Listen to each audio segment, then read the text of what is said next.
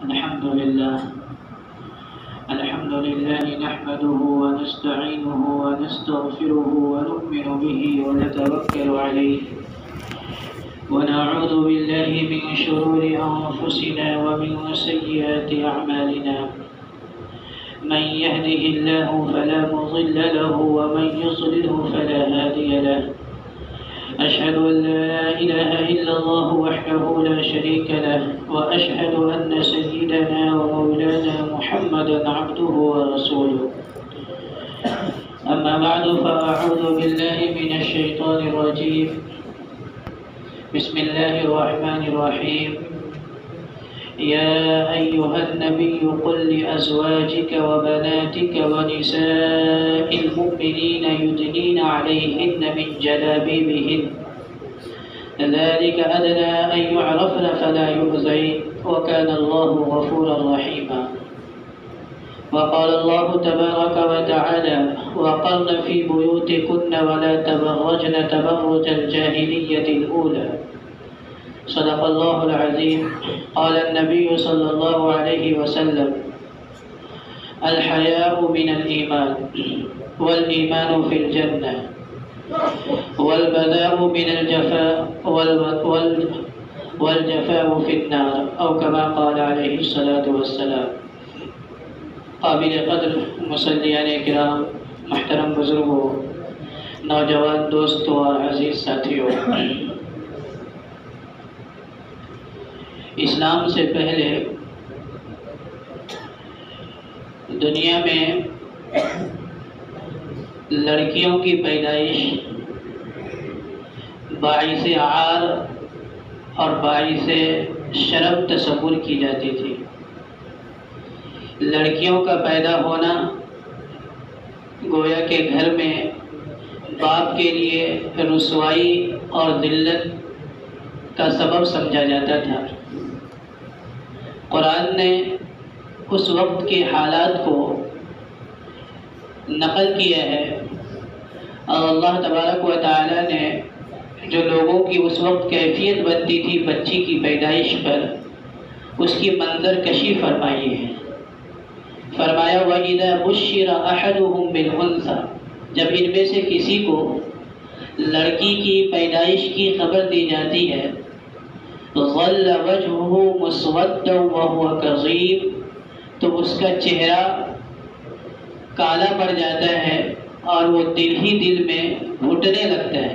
ظَلَّ وَجْهُهُ مُسْوَدًّا وَهُوَ كَظِيمٌ، اور وہ دل ہی دل میں گھٹنے لگتا ہے. تو قرآن نے خبر دی کہ جب کسی کے یہاں بچی کی پیدائش ہوتی تھی تو وہ دل ہی دل میں گھٹتا تھا. وَإِذَا بُشِّرَ أَحَدُهُمْ بِالْأُنثَىٰ ظَلَّ وَجْهُهُ، اس کا چہرہ کالا پڑ جاتا تھا. جب آدمی بہت زیادہ غم کی حالت میں ہو اور بہت زیادہ افسردگی کے عالم میں ہو تو چہرہ ایسا محسوس ہوتا ہے کہ کالا پڑ گیا، تو ایسا چہرہ کالا پڑ جاتا تھا اور مارے غصے کے گھٹنے لگتا تھا. یتوارا من القوم من سوء ما بشر به، اس کو جو خبر دی گئی ہے یعنی لڑکی کی پیدائش کی، تو لڑکی کی پیدائش کی خبر کو سن کر کے وہ قوم سے چھپتا پھرتا ہے، اپنے منہ کو چھپاتے پھرتا ہے. یتوارا من القوم من سوء ما بشر به ایمسکه علی هون، وہ یہ چاہتا ہے کہ اس ذلت کے ساتھ اور عار کے ساتھ اس بچے کو زندہ رکھے. ایمسکہ علی ہون ام یدسہ فی التراب، یا زمین کے اندر اسے زندہ درگور کر دے. یعنی کسی کے یہاں بیٹی پیدا ہوتی تھی تو قرآن نے منظر کشی کی ہے کہ بیٹی کی پیدائش پر چہرہ کالا ہو جاتا تھا، غصے میں وہ بے قابو ہو جاتا تھا، قوم کے لوگوں سے چھپتا پھرتا تھا کہ کہیں کوئی کہہ دے گا کہ تیرے گھر میں بیٹی پیدا ہوئی ہے، تو قوم کے لوگوں سے چھپتا پھرتا تھا. پھر اس کے سامنے دو راستے رہتے تھے کہ اس شرم کے ساتھ اور قوم کے لوگوں کے طعنہ سننے کے ساتھ ساتھ بچی کو زندہ رکھے. ایمسکہ علی ہون، شرمندگی اور عار کے باوجود اس بچی کو اپنے گھر میں باقی رکھے. ام یدسہ فی التراب، یا بچی کو اپنے شرم کے مقابلے میں اور عار کے مقابلے میں زمین میں زندہ درگور کر دے. الا ساء ما یحکمون، قرآن کا فرمان اور قرآن کہتا ہے کہ کیا بدترین فیصلہ تم لوگ کرتے تھے، یہ ایسا وہ لوگ فیصلہ کیا کرتے تھے تو کیا بدترین فیصلہ ان کا ہوا کرتا تھا۔ قرآن صاف کہہ رہا ہے کہ دنیا کی پوری تہذیب میں محمد رسول اللہ صلی اللہ علیہ وسلم کی تشریف آوری سے پہلے یہ کیفیت بنی ہوئی تھی، اور عرب میں اس کا رواج سب سے زیادہ تھا۔ علامہ آلوسی رحمۃ اللہ علیہ لکھتے ہیں کہ جب کسی کے گھر میں، اس آیت کے ذیل میں، کہ جب کسی کے گھر میں لڑکی پیدا ہوتی تھی تو اگر اس کو رکھنا ہوتا تھا تو اس کو اون کے کپڑے پہنا کر کے بکریاں چرانے کے لیے دور دراز علاقے میں بھیج دیا کرتے تھے، اور اگر زندہ درگور کرنا ہوتا تھا تو فوراً درگور نہیں کرتے تھے، بلکہ 5-6 سال تک، انہوں نے لکھا ہے 6 سال تک اس کو زندہ رکھتے، اور 6 سال کے بعد اسے لے کر کے کسی انجان علاقے میں جاتے، گڑھا کھودتے اور لڑکی کو دھوکہ دیتے، کہتے بیٹا اس میں دیکھو، اور جیسی ہی لڑکی گڑھے کی طرف دیکھتی وہ آدمی اس کو دھکا دیتا قبر میں اور گڑھے میں، اور اوپر سے مٹی ڈال دیتا تھا۔ بچی کتنا بھی چلائے وہ کوئی سنوائی نہیں لیتا تھا، اپنے دل پر پتھر رکھ کر کے، اور قوم کے سامنے کیا جواب دوں گا کہ میں ایک بچی کا باپ ہوں، اس شرمندگی سے بچنے کے لیے بچی کو زرگور کر دیا کرتا تھا، محبت کے باوجود بھی بچی کو چھوڑتا نہیں تھا۔ یہ کیفیت تھی اس وقت کی۔ کئی ایک واقعات ہیں، خود نبی کریم صلی اللہ علیہ وسلم کی خدمت میں ایک صحابی ایمان جب قبول کیے تو انہوں نے اپنی حالت کو بیان کیا، اپنے واقعے کو بیان کیا، اور وہ رو رہے تھے، اور نبی کریم صلی اللہ علیہ وسلم پوچھے کہ آخر تم نے کیا گناہ کیا؟ وہ کہتے اللہ کے نبی کیا میرے گناہ معاف ہو جائیں گے؟ آپ صلی اللہ علیہ وسلم پوچھتے کہ بتاؤ گناہ تو کیا کیے ہو؟ تو پھر انہوں نے اپنا واقعہ بیان کیا تھا اپنی بیٹی کے بارے میں کہ میں نے کئی بیٹیوں کو دفن کیا، خاص طور پہ ایک ایسی بیٹی کو تو میں سفر پر گیا ہوا تھا اور لڑکی پیدا ہوئی تھی، میری بیوی نے چھپا کر کے اس کو رکھ دیا اور پڑوسی کے حوالے کر دیا، آیا تو میری بیوی نے کہا لڑکی پیدا ہوئی تھی، میں نے اسے درگور کر دیا، حالانکہ اس بچی کو رکھی ہوئی تھی پڑوس کے پاس میں۔ بعد میں وہ لڑکی جب تھوڑی بڑی ہوئی اور گھر پہ آنے لگی تو مجھے اس لڑکی سے محبت ہو گئی، اس کی اداؤں سے، اس کی چہل پہل سے میرے گھر میں ایک رونق ہو گئی، میں اس لڑکی سے بے انتہا محبت کرنے لگا۔ جب میری بیوی نے یہ دیکھا کہ مجھے اس لڑکی سے محبت ہو گئی ہے تو کہنے لگے کہ جسے آپ پڑوسی کی بچی سمجھ رہی ہے یہ اپنی ہی بچی ہے۔ تو جو محبت تھی وہ محبت نفرت میں تبدیل ہو گئی۔ وہ صحابی خود کہتے ہیں کہ میں نے اس بچی کو لیا اور لے جا کر کے باہر جنگل میں لے گیا اور گڑھا کھودا، اور گڑھا کھودنے کے بعد اس میں بچی کو ڈھکیل دیا۔ میں گڑھا جب کھود رہا تھا تو بچی میرے کپڑوں پر سے مٹی ہٹا رہی تھی کہ ابا جان آپ کے کپڑے پر مٹی آ رہی ہے، ابا جان آپ کی داڑھی پر مٹی آ رہی ہے، لیکن میں ان کی باتوں کو سننے کے باوجود اس بچی کے بارے میں بالکل یہ فیصلہ کر چکا تھا کہ اسے زمین میں درگور کرنا ہے۔ اس کی محبت میرے شرم پر غالب، اس کی محبت کے مقابلے میں میری شرم غالب آ گئی، جیت گئی، اور میں نے اپنی بچی کی محبت کو قربان کر کے بچی کو ڈھکیل دیا۔ بچی چلاتی رہی کہ ابا مجھے چھوڑ دیجئے، میں آپ کو کبھی شکل نہیں دکھاؤں گی، میں کہیں اور چلی جاؤں گی، کہیں اور کھا پی لوں گی۔ لیکن وہ صحابی کہتے ہیں اللہ کے نبی جب میں جاہلیت میں تھا تو مجھے ذرہ برابر رحم نہیں آیا، اللہ مجھے معاف فرمائیں گے؟ تو اللہ کے نبی صلی اللہ علیہ وسلم کی آنکھوں سے بھی آنسو جاری ہو گئے تھے اور بے تحاشا آپ صلی اللہ علیہ وسلم روئے تھے۔ یہ کیفیت تھی اس زمانے میں عورتوں کی۔ اللہ کے نبی صلی اللہ علیہ وسلم جب تشریف لائے تو عورتوں کے حقوق کے سلسلے میں سب سے زیادہ، بہت زیادہ، سب سے زیادہ تو نہیں کہہ سکتے لیکن بہت زیادہ تاکیدی حکم دیا اور فرمایا کہ ان علیکم حرام عقوق الامہات ووعد البنات، تم پر اللہ نے حرام کیا ہے ماں کی نافرمانی کرنا اور لڑکیوں کو زندہ درگور کرنا۔ فرمایا کہ عورت کسی بھی شکل میں ہو، اگر بیٹی کی حیثیت سے ہو تو بیٹی کی حیثیت سے ہونے کے اعتبار سے بہت اہم رشتہ ہے۔ یہ پہلے بیٹی ہوگی، پھر بہن بنے گی، پھر بیوی بنے گی، پھر جا کر کے یہ ماں بنے گی۔ فرمایا کسی کو اللہ تبارک و تعالی اولاد نصیب فرمائے بیٹی کی شکل میں، من بلی من هذه البنات شیئا، کہ جو آدمی آزمائش میں ڈالا جائے بیٹیوں کی پیدائش کے بعد اور فاحسنہن، اور اس کے ساتھ اچھا معاملہ کرے، فرمایا کن لہ سترا من النار، وہ لڑکیاں اس کے لیے جہنم کا پردہ بن جائے گی، اسے جہنم میں جانے نہیں دے گی۔ اچھی تربیت کرے، بچیوں کو پالے اور اس کے سلسلے میں محنت و مشقت برداشت کرے۔ اچھی تربیت میں ہے کہ اس کے کھانے کا انتظام کرے، اس کے گھر کا انتظام کرے، اس کے لیے پڑھائی کا انتظام کرے، تعلیم و تربیت کا انتظام کرے، اور جب وہ بالغ ہو جائے تو اس کو بہترین دین دارانہ گھرانہ دیکھ کر کے اس کا نکاح فرما دے۔ فرمایا کن لہ سترا فی النار، کہ وہ جہنم کے سلسلے میں اس آدمی کے لیے وہ بیٹیاں آڑ بن جائے گی، پردہ بن جائے گی، اس آدمی کو وہ بیٹیاں جہنم میں جانے نہیں دے گی۔ فرمایا نبی کریم صلی اللہ علیہ وسلم نے کہ اگر تمہارے گھر میں بیٹی پیدا ہوئی تو رحمت ہے۔ من عال جاریتین، جو آدمی دو بچیوں کی پیدائش پر اس کی پرورش کی، اس کی دیکھ بھال کی، من عال جاریتین حتی تبلغا، یہاں تک کہ وہ بالغ ہو گئی اور اس کا نکاح اس نے کر دیا۔ فرمایا انا وهو وضم اصابعه، اور اللہ کے نبی صلی اللہ علیہ وسلم نے اپنی انگلیوں کو ملایا کہ اس طرح ہم دونوں جنت میں ہوں گے، کہ نبی کریم صلی اللہ علیہ وسلم کی معیت نصیب ہوگی اس شخص کو جو بیٹیوں کی اچھی طرح پرورش کرتا ہو۔ تو بیٹی، عورت اگر بیٹی کی شکل میں ہے تو نبی کریم صلی اللہ علیہ وسلم کا یہ فرمان ہے، اور اگر ماں ہو تو ماں کے بارے میں تو اللہ تبارک و تعالیٰ خود فرماتے ہیں قرآن میں، جہاں بھی اللہ نے اپنی عبادت کا حکم دیا وہاں اللہ تبارک و تعالیٰ نے ماں باپ کی فرما برداری کا حکم دیا۔ وَقَضَىٰ رَبُّكَ أَلَّا تَعْبُدُوا إِلَّا إِيَّاهُ، تمہارا رب نے تمہیں یہ تاکیدی حکم دیا ہے کہ اللہ کے علاوہ کسی کی عبادت نہ کرو۔ وَبِالْوَالِدَيْنِ إِحْسَانًا، اور ماں باپ کے ساتھ بہترین سلوک کرو۔ وَقَضَىٰ رَبُّكَ أَلَّا تَعْبُدُوا إِلَّا إِيَّاهُ وَبِالْوَالِدَيْنِ إِحْسَانًا إِمَّا يَبْلُغَنَّ عِندَكَ الْكِبَرَ أَحَدُهُمَا أَوْ كِلَاهُمَا فَلَا تَقُل لَّهُمَا أُفٍّ، کہ دونوں تمہارے باپ میں سے دونوں یا ان دونوں میں سے کوئی ایک بڑھاپے کی عمر کو پہنچ جائے، فَلَا تَقُل لَّهُمَا أُفٍّ، تو انہیں اف بھی نہ کہو۔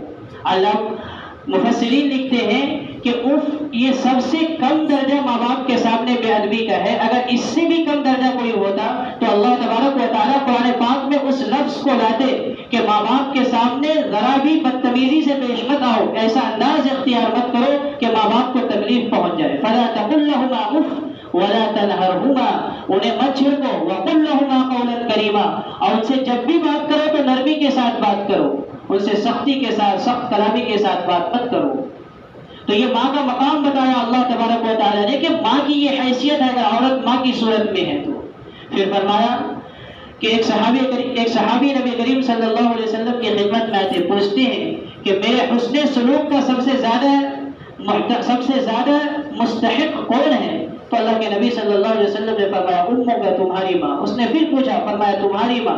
اس نے پوچھا پھر، فرمایا ثم امک، پھر تمہاری ماں۔ چوتھی مرتبہ انہوں نے پوچھا اللہ کے نبی صلی اللہ علیہ وسلم میرے اچھے سلوک کا سب سے زیادہ مستحق کون ہے؟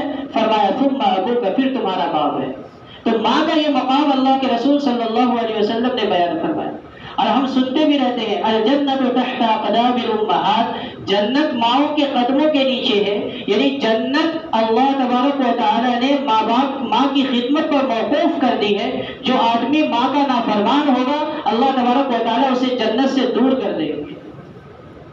تو یہ اللہ کے رسول صلی اللہ علیہ وسلم نے، خود اللہ تبارک و تعالیٰ نے عورت کے مقام کو بتلایا اگر وہ ماں کی صورت میں ہو، اور اگر بیوی کی صورت میں ہو تو فرمایا وَعَاشِرُوهُنَّ بِالْمَعْرُوفِ، ان کے ساتھ بھلائی کا معاملہ کرو۔ اور نبی کریم صلی اللہ علیہ وسلم نے فرمایا خیرکم لأہلی، تم میں سب سے بہتر وہ ہے جو اپنے گھر والوں کے لیے سب سے بہتر ہو، وخیرکم لأہلی، اور میں اپنے گھر والوں کے لیے سب سے بہتر ہوں۔ تعلیم دی گئی کہ گھر کے اندر نرمی کے ساتھ، محبت کے ساتھ، شفقت کے ساتھ رہا جائے۔ مجموع میں آ کر کے گھنٹہ 2 گھنٹہ اچھی باتیں کرنا، اچھی باتوں کا سننا، اچھے اخلاق کا پیش کرنا یہ بہت آسان ہے، لیکن 24 گھنٹے کی زندگی جو گھر کے اندر کی ہے، اس گھر کے اندر جو ماں باپ ہے، بیوی بچے ہیں، خاص طور پر بیوی کے ساتھ سابقہ بڑھتا ہے۔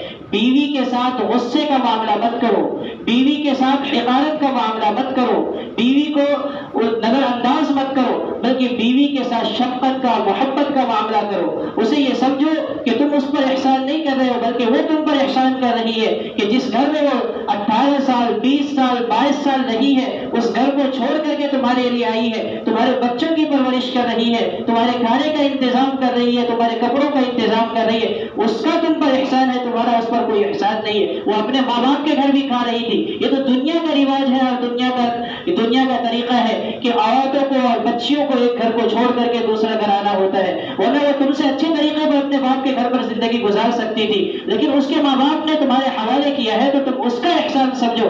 اس کے سامنے تم غصہ مت ہو, اس کے سامنے تم ناراض مت ہو. اس کی کوئی بات ناپسند آئے تو اسے حقارت کی نگاہ سے مت دیکھو, اسے جھڑکو نہ.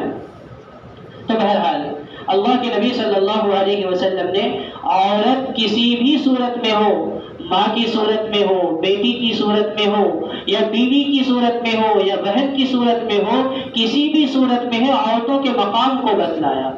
عورتوں کے مقام کو بتلایا کہ عورتوں کا مقام ہے. لیکن اگر مرد کوئی نیکی کرتا ہے اور عورت کوئی نیکی کرتی ہے تو کیا یہ دونوں برابر ہوں گے؟ شریعت نے کہا ہاں دونوں برابر ہے. اگر مرد نماز پڑھتا ہے تو اسے بھی ثواب ملے گا اتنا ہی جتنا ثواب عورتوں کو ملے گا. اگر عورت روزہ رکھتی ہے تو اسے اتنا ہی ثواب ملے گا جتنا ثواب مرد کو رکھنے پر ملے گا.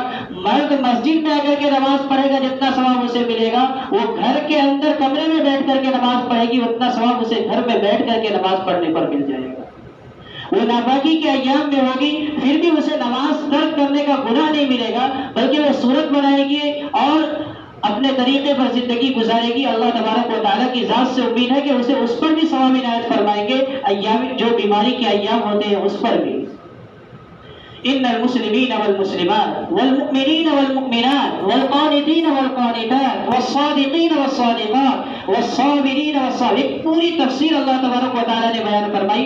حالانکہ عام جگہوں پر مردوں کو مخاطب کیا گیا ہے, عورتیں اس میں آ جاتی ہیں, لیکن یہاں عورتوں کو بھی شامل کیا گیا کہ بے شک مومن مرد اور مومن عورتیں, مسلم مرد اور مسلم عورتیں, والقانتین والقانتات فرما بردار مرد اور فرما بردار عورتیں, والصابرین والصابرات صبر کرنے والے مرد اور صبر کرنے والی عورتیں, والصادقین والصادقات صدقہ کرنے والے مرد اور صدقہ کرنے والی عورتیں, والصابرین والصابرات والقانتین والقانتات والمتصدقین والمتصدقات والصائمین والصائمات روزہ رکھنے والے مرد اور روزہ رکھنے والی عورتیں, والحافظین فروجہم والحافظات اپنے شرمگاہوں کی حفاظت کرنے والے مرد اور اپنے شرمگاہوں کی حفاظت کرنے والی عورتیں, والحافظین فروجہم والحافظات والذاکرین اللہ کثیرا والذاکرات اللہ کا کثرت سے ذکر کرنے والے مرد اور کثرت سے ذکر کرنے والی عورتیں.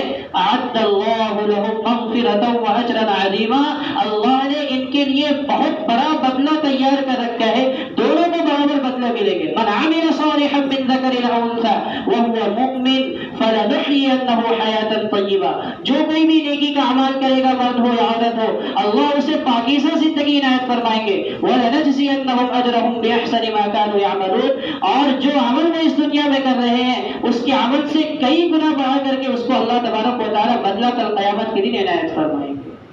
تو مرد ہو یا عورت ہو, نیکی کے کام میں دونوں برابر ہیں, لیکن دونوں کی صنفیں الگ ہیں, دونوں کی پیدائش کا مقصد الگ ہے, دونوں کے وظیفہ زندگی الگ ہے.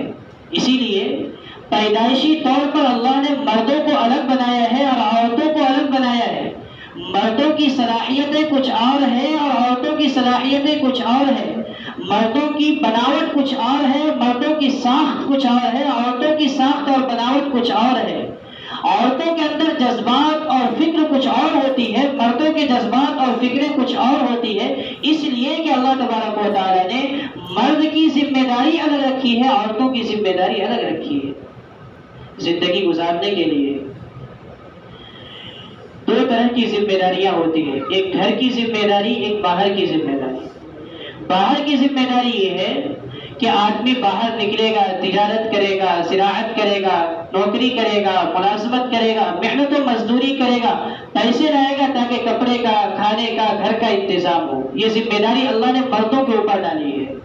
اور گھر کی ذمہ داری یہ ہے کہ گھر کو صاف ستھرا رکھا جائے, گھر کے اندر اگر بچہ ہے تو اس کی تعلیم و تربیت کا انتظام کیا جائے، کھانے پینے کا انتظام کیا جائے، کپڑے بستر کا انتظام کیا جائے اور گھر میں امن و سکون کا ماحول بنائے رکھا جائے، یہ گھر کے اندر کی ذمہ داری ہے۔ یہ ذمہ داری اللہ نے عورتوں کے اوپر ڈالی ہے، اور یہ طریقہ ہزار سال سے چلتے آئے ہیں، اس میں کسی مذہب و ملت کا اختلاف ہرگز کبھی نہیں رہا ہے۔ اسلام کے ماننے والے بھی، عیسائیت بھی اور یہودیت بھی اور دوسرے جتنے مذاہب دنیا میں ہو سکتے ہیں چھوٹے بڑے، تمام کے تمام مذاہب کے ماننے والے ہمیشہ اس فطری تقاضے کو قبول کیا ہے کہ عورتیں گھر کے اندر رہ کر کے گھر کی ذمہ داری کو سنبھالے گی اور مرد گھر کے باہر جا کر کے گھر کی ذمہ داری کو سنبھالے گا۔ کسی کا کوئی اختلاف نہیں تھا۔ آپ دیگر مذاہب کے رگ وید پڑھیے، اس میں صاف طور پر جو ہندو مذہب ہے اس مذہب کے بنیادی کتاب ہے، اس میں یہ بات صاف طور پر لکھا ہے کہ تم عورتیں ہو، تم عورتوں کو یہ اوپر والا یہ حکم دیتا ہے کہ تم اپنے گھروں کے اندر رہو، اپنی نگاہوں کو نیچی رکھو اور جب نکلو تو پردوں کے ساتھ نکلو۔ آپ ذرا تصور کیجیے اور دیکھیے پہلے کے حالات کو کہ جس طرح ایمان والا اور ایمان والی عورتیں پردوں کے ساتھ رہتی ہے، غیر مسلم جو برادران وطن کی عورتیں ہیں وہ بھی پردوں کے ساتھ رہتی تھی۔ بہت زیادہ تفصیل کا موقع نہیں ہے، لیکن آپ غیر مسلموں کی کتابوں کو پڑھیے اور ان کی جو بہت اہم پیشوا ہے جس کو وہ سب سے اہم پیشوا سمجھتے ہیں، اس کی بیوی کے واقعے کو سنیے کہ جب اس کے دیور کے بعد سے کہا گیا کہ تم اس کو پہچانو تو اس نے کہا کہ میں 7 سال اس کے ساتھ رہا لیکن میں اس کے پاؤں کے علاوہ کسی چیز کو دیکھا نہیں۔ تو یہ غیروں میں، یہودیت میں، عیسائیت میں، تمام مذاہب میں عورتوں کو گھر کے اندر پردے کے ساتھ رہنا یہ اس کی ذمہ داری ہے، اس کے فطری تقاضا بتلایا گیا۔ مرد باہر جا کر کے کام کریں گے، کمائیں گے اور گھر کی ذمہ داریوں کو نبھائیں گے۔ لیکن 16ویں صدی میں صنعتی انقلاب آیا، تجارتی کاروبار بڑھے اور خبیث الفطرت لوگوں کے ذہن میں یہ بات آئی کہ ہم تجارتی مقاصد کو لے کر کے دور دراز علاقوں میں جاتے ہیں تو لمبا عرصہ ہمیں باہر رہنا پڑتا ہے، ہماری بیویاں ہم سے دور رہتی ہے۔ تو ان خبیث الفطرت آدمیوں نے، لوگوں نے، یورپی ممالک کے، اور دوسرا تقاضا یہ آیا کہ ہم کما کر کے لاتے ہیں اور عورتیں گھر میں بیٹھ کر کے نوابی کرتی ہیں، ہمارے اوپر حکم چلاتی ہے۔ یہ 2 تقاضے اس کے سامنے آئے، اس کے نفس نے بھڑکایا اور وہ ان دونوں مسئلوں کا حل نکالنے کے لیے ایک نعرہ دیا کہ ہم دور جائیں تو ہمیں بیوی کے علاوہ دوسری عورتیں دستیاب ہو سکے اور صرف ہم کمائیں اور عورتیں کھائیں، ایسا نہ ہو، عورتیں بھی کمائیں ہم بھی کمائیں گے۔ تو ایک نعرہ لایا، خوش نما نعرہ، تحریک آزادی نسواں، عورتوں کی آزادی کی تحریک، کہ ہزاروں سال سے عورتوں کو لوگوں نے مذہب کی بنیاد پر قید کر کے رکھا ہوا ہے۔ یہ عورتیں چہار دیواری میں رہ کر کے گھٹ گھٹ کر کے زندگی گزار کر کے مر جاتی ہے۔ ان عورتوں کو باہر آنا چاہیے، یہ نعرہ دیا اور اتنا دل فریب نعرہ تھا کہ عورتیں بھی باہر نکل پڑی کہ ہاں یہ تو بہترین نعرہ ہے، یہ وہ لوگ ہیں جو ہمارے حق میں بات کرنے والے ہیں، حالانکہ وہ لوگ خبیث تھے، بھیڑیے تھے۔ یہ ہمیں آزادی کا نعرہ دیا کہ ہم آزاد ہو جائیں گے، ہم باہر نکلیں گے، ہم شانہ بشانہ مردوں کے چلیں گے، جو وہ کر سکتے ہیں وہ ہم کیوں نہیں کر سکتی۔ کہ عورتوں کو جب دل فریب نعرہ دیا گیا تو عورتیں باہر نکلیں۔ اس کا نتیجہ کیا ہوا؟ اس کا نتیجہ مردوں کو یہ فائدہ ہوا کہ اسے قدم قدم پر عورتیں مہیا ہونے لگی۔ دفتروں میں عورتیں ہیں، بازاروں میں عورتیں ہیں، آفسوں میں عورتیں ہیں، ایئرپورٹ پر عورتیں ہیں، ہوٹلوں میں عورتیں ہیں، جتنے گئے گزرے کام تھے وہ تمام کام عورتوں کی ذمہ داری دی گئی۔ ہوٹلوں میں بستریں عورتیں بچھائے گی، صفائی عورتیں کرے گی اور خدمت کے جتنے کام ہیں ہوٹلوں میں وہ تمام کام کو انجام دے گی، سامانوں کی نمائش کرے گی۔ عورتوں کے ایک ایک عضو کو بیچا گیا، اس کے ایک جسم کے ایک ایک حصے کو بیچا گیا اور اسے یہ کہا گیا کہ تم آزاد ہو، تم آزاد کر دیا گیا، یہ فائدہ اٹھایا۔ اب وہ عورتیں، مرد جب باہر نکلتے ہیں تو دفتروں میں بھی عورتیں اسے ملتی ہے، آفسوں میں بھی عورتیں ملتی ہیں، اب اسے بیویوں کی ضرورت نہیں رہ گئی۔ اور وہ عورتیں جنہیں باہر لایا گیا تھا اب وہ 8 گھنٹہ اور 10 گھنٹہ باہر کام کرتی ہے، گھر پر آئے گی تو آخر کار اس نے باقی بچے کی ماں بھی ہے، اب بچے کی پرورش بھی اس کی ذمہ داری ہے. پہلے صرف بچی کی تربیت اس کی ذمہ داری تھی، اب گھر پہ باہر کام کر کے آئے گی، کام کر کے آنے کے بعد جو عورت کو رکھی ہے بچوں کو دیکھنے کے لیے وہ کتنا دیکھے گی. غیر کا بچہ ہے، ماں آئے گی تو ماں کا جذبہ تو بھڑکے گا، ماں آ کر کے اپنے بچے کو گود لے گی، کھانا بنائے گی، اس کے لیے انتظام کرے گی، اسے نہلائے گی، دھلائے گی. تو عورتوں کے اوپر ڈبل ذمہ داری آئی اور مردوں کو یہ فائدہ ہو گیا کہ اسے عورتیں قدم قدم پر دستیاب ہو گئی اور اس کے سروں کے اوپر جو عورتوں کی کفالت کی ذمہ داری تھی وہ ذمہ داری ان سے ختم ہو گئی یا ہلکی ہو گئی. لیکن عورتوں نے اس کو نعرہ آزادی سمجھ کر کے فریب میں آ کر کے اپنا سب کچھ لٹا دیا. انہوں نے اپنے چین کو، اپنے سکون کو، سب کچھ لٹا دیا اس آزادی کے نعرے کے تحت میں.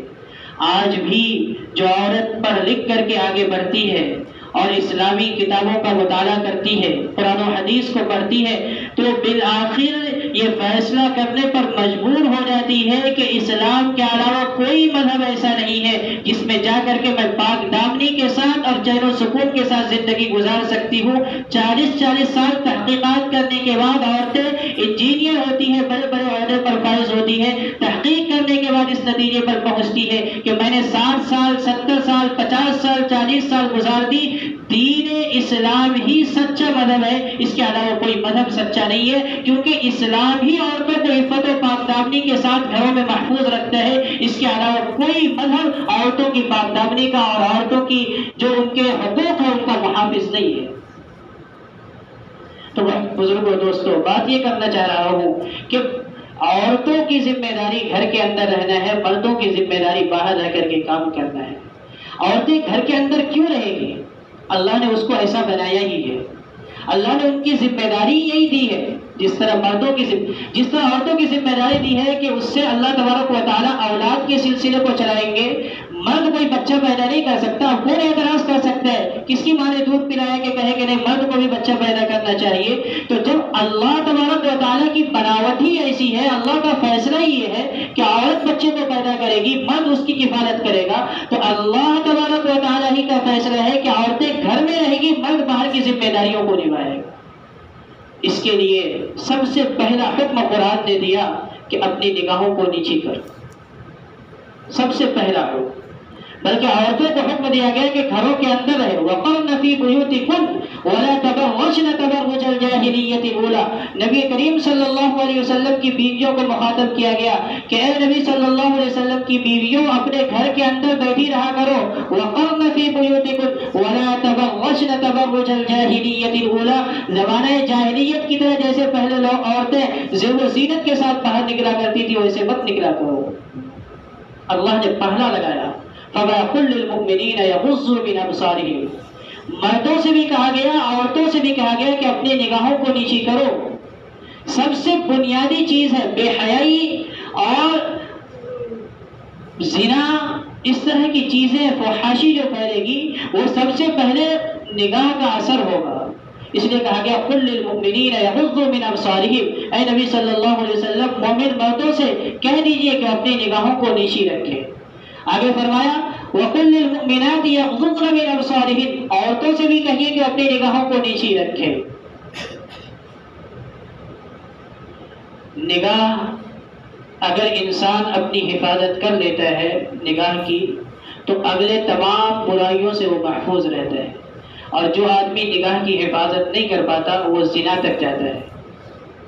اسی لیے اللہ کے نبی صلی اللہ علیہ وسلم نے فرمایا النظر سہم مسموم من سہوم ابلیس، کہ نظر جو ہے، بدنگاہی جو ہے، یہ ابلیس کے زہر آلود تیروں میں سے ایک تیر ہے. اللہ کے نبی نے فرمایا کہ جو اپنی نظر کی حفاظت کر لے گا اللہ کے خوف سے، اللہ نظر کی حفاظت کی وجہ سے اسے ایمان کی لذت اور حلاوت نصیب فرمائیں گے. اشارہ کیا گیا کہ نظر کی حفاظت بدنگاہی سے تمہیں بچائے گی، اور نظر کی حفاظت نہیں کر پاؤ گے تو بدنگاہی میں مبتلا ہو جاؤ گے. اور بدنگاہی سے بچنے کی وجہ سے اللہ ایمان کا، عبادتوں کا ذائقہ اور مزہ نصیب فرمائیں گے. آج جو ہمیں عبادتوں میں مزہ نہیں آ رہا ہے، نمازوں میں مزہ نہیں آ رہا ہے، ذکر و اذکار میں مزہ نہیں آ رہا ہے، قرآن کی تلاوت میں مزہ نہیں آ رہا ہے، اس کی بہت اہم اور بنیادی وجہ یہ ہے کہ ہماری نگاہیں ہمارے قابو میں نہیں ہے، ہم سے بد نظریاں ہوتی ہے. بد نظریوں کی وجہ سے ہم حج کر کے آ جائے، ہم عمرہ کر کے آ جائے، ہم تہجد کی نماز ادا کر لیں اور ہم بہت سارے دینی خدمات کو انجام دیں، 1 منٹ کی بد نظری کر لیں، جتنی نورانیت ہمارے دل میں ان عبادتوں کی وجہ سے آئی تھی، 1 منٹ کی بد نظری کی وجہ سے وہ تمام نورانیت دل سے ختم ہو جائے گی اور دل سیاہ ہو جائے گا، لطف نہیں آئے گا عبادتوں کے کرنے میں۔ بہرحال وقت ہوتا جا رہا ہے، میں یہ بات کر رہا ہوں کہ اللہ تبارک و تعالیٰ نے سب سے پہلے یہ کہا ہے کہ نظر کی حفاظت مرد بھی کرے، عورتیں بھی کرے، معاشرہ پاکیزہ بنے گا، اور دوسرا حکم یہ دیا کہ پردے کا اہتمام کرے، حجاب لے۔ یا ایھا النبی قل لازواجک وبناتک ونساء المؤمنین، اے نبی صلی اللہ علیہ وسلم اپنی بیویوں سے کہیے، اپنی بیٹیوں سے کہیے، ونساء المؤمنین اور تمام ایمان والوں کی عورتوں سے کہیے، یدنین علیہن من جلابیبہن، کہ اپنی چادروں کو اپنے بدن پر لٹکا لیا کرے، اپنے آپ کو پردے میں ڈال لیا کرے، یدنین علیہن من جلابیبہن ذالک ادنی ان یعرفن فلا یؤذین، یہ اس بات کے زیادہ مناسب ہے کہ لوگ اس کو پہچان لیں گے، پھر اسے کوئی تکلیف نہیں پہنچائیں گے۔ پہچانیں گے اس لیے کہ عورت پردے کے ساتھ جا رہی ہے، یہ شریف ہے، یہ شریف گھرانے سے تعلق رکھتی ہے، پھر کوئی بدچلن اور بدفطرت انسان اس کی طرف بد نگاہی نہیں کرے گا، اس کی طرف غلط نگاہ نہیں ڈالے گا، غلط جذبے کے ساتھ اس کی طرف نہیں دیکھے گا۔ اس لیے فرمایا گیا کہ حجاب کے ساتھ اور پردے کے ساتھ عورتیں باہر کو نکلے، باہر عورتیں نکلے گی، پردے کے ساتھ نکلے گی، اور جس طرح نماز پڑھنا اور روزہ رکھنا ہمارے اوپر فرض ہے، اسی طرح ہر مسلمان کو یہ بات سمجھ لینی چاہیے کہ ان کی گھر کی عورتوں کے لیے پردہ بھی اتنا ہی فرض ہے، کیونکہ جس طرح نماز کا حکم اللہ تبارک و تعالیٰ نے دیا ہے، جس طرح روزے کا حکم دیا ہے، جس طرح زکوٰۃ کا حکم دیا ہے، اسی طرح اللہ تبارک و تعالیٰ نے قرآن مقدس میں ہی پردے کا حکم دیا ہے۔ اس لیے ایمان کا اٹوٹ حصہ ہے کہ جو ایمان والا ہوگا اس کی عورتیں باحجاب ہوگی، اس کی عورتیں باپردہ ہوگی۔ ایمان والے کی عورتیں یوں ہی نہیں پھرا کرے گی، ایمان والے کی عورتیں گھر میں بیٹھے گی، اور اگر باہر نکلے گی تو باپردہ نکلے گی، اپنی ضرورت کو پوری کر کے آئے گی۔ یہ ہمیں اسلام نے بتلایا ہے، اور اسی میں ایمان والوں کے لیے بھی سکون ہے، دنیا کے لیے بھی سکون ہے، اور اگر اس کے خلاف کوئی کرنا جائے گا تو ایمان والوں کے لیے بھی نقصان دہ ہے، اور پوری دنیا کے لیے بھی فساد کا سبب بننے والا ہے۔ اور جو دنیا میں فساد ہے، ہندوستان کے رپورٹ کے مطابق، جو یہاں کے کرائم کے رپورٹ نقل کرنے والے ہیں، روزانہ 91 عورتوں کو زنا بالجبر کا شکار ہونا پڑتا ہے۔ یہ صرف رپورٹ ہے، وہ رپورٹیں ہیں جو رپورٹیں سرکاری ریکارڈ میں جاتی ہے۔ 91 عورتیں روزانہ زنا بالجبر کی شکار ہوتی ہے، اور وہ ممالک جو آزادی کا نعرہ دیتی ہے، 16 کروڑ عورتوں کی آبادی امریکہ میں بتلائی جاتی ہے، ان 16 کروڑ آبادی میں 1 کروڑ عورتیں ایسی بتلائی گئی جو 15 سال سے کم عمر میں زنا بالجبر کی شکایت ہوئی۔ انہیں زنا کی کیا ضرورت پڑتی ہے؟ انہیں تو مکمل آزادی ہے، جب چاہو جس سے چاہو ملاقات کر لو۔ لیکن جب عورتوں کو مرد دیکھتا ہے اور کم کپڑوں میں دیکھتا ہے، زیب و زینت کے ساتھ باہر دیکھتا ہے، تو اس کی شیطانیت نکلتی ہے۔ اس کے اندر اللہ نے ایک فطرت رکھی ہے، وہ فطرت تقاضا کرتی ہے، اور وہ غلط طریقے پر عورتوں کو دیکھ کر کے اس پر حملہ کرتا ہے۔ جو ممالک آزادی کا نعرہ لگانے والے ہیں، ان کے یہاں کا یہ ریکارڈ ہے، اور ہمارے ملک میں جو 91 ریکارڈیں آتی ہے، اس وجہ سے آتی ہے کہ ہماری مائیں اور بہنیں پردے سے رہتی ہے۔ اگر تمام کی تمام عورتیں بغیر پردہ رہے تو یہ ریکارڈ نہ جانے کتنے بڑھ جائیں گے۔ تو اس لیے آج کل یہ بہت زور کے ساتھ آواز اٹھائی جا رہی ہے کہ تعلیم گاہوں میں اور دیگر جگہوں پر ہر مسلک اور ہر مذہب کے رہنے والے لوگ اپنے یونیفارم کے ساتھ نہیں آ سکتے، بلکہ اسکول کے نظام کے ساتھ آئیں گے۔ ہمیں اس کو کبھی قبول نہیں کرنا ہے۔ شریعت اور ہمارے ملک کا قانون بھی اس کی اجازت دیتا ہے، ایکٹ نمبر 25 کے تحت، 15 کے تحت، 14 کے تحت، کہ اگر کوئی مذہب کا ماننے والا اور ماننے والی اپنے مذہب کے مطابق کپڑا پہننا چاہے، رہنا چاہے، اپنے مذہب کی تبلیغ کرنا چاہے تو وہ کر سکتے ہیں، اس کے لیے کوئی رکاوٹ نہیں ہے۔ ہمیں اپنے ماں اور بہنوں کو پردوں کے ساتھ ہی رکھنا ہے۔ ہم ہر چیز سے مفاہمت کر لیں گے، ہم ہر چیز کے بارے میں سمجھوتا کر لیں گے، لیکن ایمان کے بارے میں ہم کبھی سمجھوتا نہیں کریں گے۔ ایمان کے ایک ایک حصے کے بارے میں ہم اٹل رہیں گے۔ ہماری جان جا سکتی ہے، ہمارے مال قربان کیے جا سکتے ہیں، ہم سب کچھ قربان کر سکتے ہیں، لیکن اللہ نے ہمیں ایمان کی دولت نصیب فرمائی ہے۔ الحمدللہ ہم بخوشی ایمان قبول کیے ہیں، ہمیں مجبور نہیں کیا گیا ہے۔ اور ایمان قبول کرنے کا مطلب یہ ہے کہ ہم اللہ کو مانتے ہیں، اس کے رسول صلی اللہ علیہ وسلم کو مانتے ہیں اور ان کے لائے ہوئے تمام تعلیمات کو مانتے ہیں۔ ان کی لائے ہوئی تعلیمات میں سے ایک اہم تعلیم پردہ ہے۔ ہم پردہ سے کبھی سمجھوتا نہیں کریں گے، ہماری مائیں بہنیں پردوں کے ساتھ رہیں گی۔ ہر شر کے ساتھ اللہ خیر کا راستہ نکالتی ہے۔ لوگوں نے سوچا تھا کہ ہم اس طرح کریں گے تو کچھ الگ معاملہ ہو جائے گا، لیکن اللہ تبارک و تعالیٰ کا فضل ہے کہ یہ معاملہ جب بڑھا تو ہماری عورتوں کے اندر اور بیداری آ گئی۔ جو عورتیں پردہ نہیں کرتی تھی، انشاءاللہ جو چند واقعات ہوئے ہیں اس سے عورتوں کے اندر حوصلہ آیا، حکمت آیا ہے، اور انشاءاللہ وہ بھی پردے میں آئے گی۔ آپ تمامی حضرات سے بھی گزارش ہے کہ اپنے گھروں کی عورتوں کا پردوں کا بہت زیادہ اہتمام کریں۔ ہم پردوں کے ساتھ سمجھوتا نہیں کریں گے، اس میں ہمارے گھروں کے عورتوں کی بھی پاک دامنی ہے، ہماری خود پاک دامنی ہے۔ ہم خود عورتوں کا احترام کریں گے، چاہے کسی بھی مذہب کی ہو۔ ہم عورتوں کا احترام کرنے والے ہیں، اپنی نظروں کی نگاہوں کی حفاظت کرنے والے ہیں، اپنی نظروں کو نیچی رکھ کر کے چلنے والے ہیں۔ ابھی 3 دنوں کے بعد یوم فحاشی آئے گا، جسے ویلنٹائن ڈے کہتے ہیں۔ اس سلسلے میں بھی باتیں عرض کرنی تھی، لیکن وقت ابھی زیادہ ہو چکا ہے۔ اس سلسلے میں بھی اپنے بچوں کو اور اپنے بچیوں کو بیدار رکھے۔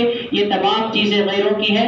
یوم فحاشی ہے، جسے یوم محبت کا نام دیا جاتا ہے۔ یوم محبت نہیں بلکہ یوم فحاشی ہے، یوم عریانیت ہے۔ اس میں لوگ بے حیائی کا ارتکاب کرتے ہیں۔ میں نوجوانوں سے بھی گزارش کروں گا کہ اس طرح کی چیزوں کو نہ اپنے موبائل کے ذریعے سے دوسروں کو پہنچائے اور نہ ہی اس طرح کی چیزوں میں اپنے آپ کو شریک کرے۔ اللہ تبارک و تعالی ہم سب کی حفاظت فرمائے، ہماری ایمان کی حفاظت فرمائے، ہمارے اعمال کی حفاظت فرمائے۔ دین کے ایک ایک شعبے کی ہمارے نظر میں اللہ تبارک و تعالی اس کی اہمیت کو اجاگر فرما کر کے اس پر کاربند رہنے کی ہم سب کو توفیق نصیب فرمائے۔ سنت